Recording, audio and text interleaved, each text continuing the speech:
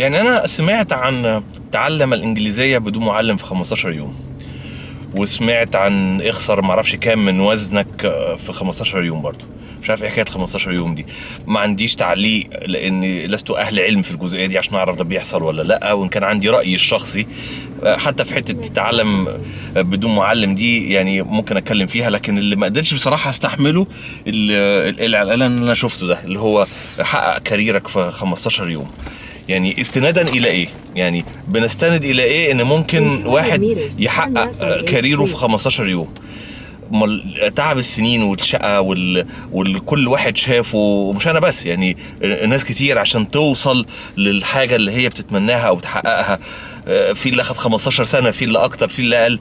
ازاي في 15 يوم؟ يعني خلينا ابص بشكل علمي. انا لو عاوز اساعد حد على التخطيط لازم على الاقل هعمل له ادوات قياس بالاسعار الحالية. يعني ما ينفعش انك انت في 15 يوم وب 200 جنيه. طب 200 جنيه ده انا مش هجيب له اداه من تحت بير السلم اصلا، اداه قياس تعادل ايه؟ طب مش هستعمل ادوات خالص.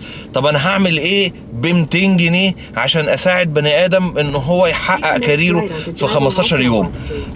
حاجه مش ممكن، مش حقيقي، مش قادر اصدق.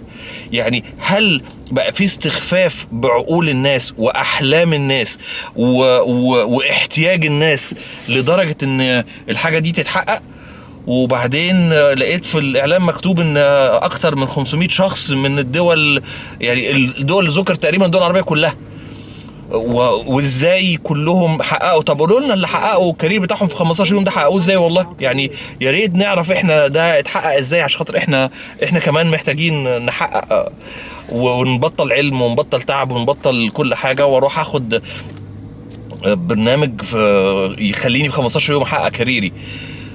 ازاي يا جماعه؟ والله يعني يا ريت حد يفسر لنا ازاي الحاجات دي بتتصدق، وازاي في اقبال على الحاجات دي.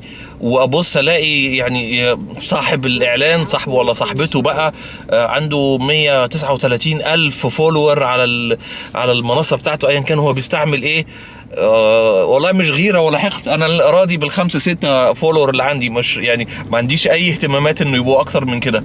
اللي بيبحث عن معلومه مفيده انا بقدر اقدمها، اهلا وسهلا. بس يعني هل ارجع تاني الاستخفاف بحياه الناس ومنطقيه الوصول للاهداف والضحك عليهم وصل لمرحلة انه نقدر نقول حاجات زي دي عشان نتربح منها او ناخد منها عائد مادي او شهرة او حاجة زي كده؟ ايا كان، انا مش قادر اصدق حتى ان في ناس في المجتمع اللي احنا عايشين فيه المتطور والمتفتح والمفتوح على كل وسائل التكنولوجي والعلوم، لسه في ناس ممكن تبقى يعني شايفة ان ده ممكن يتحقق.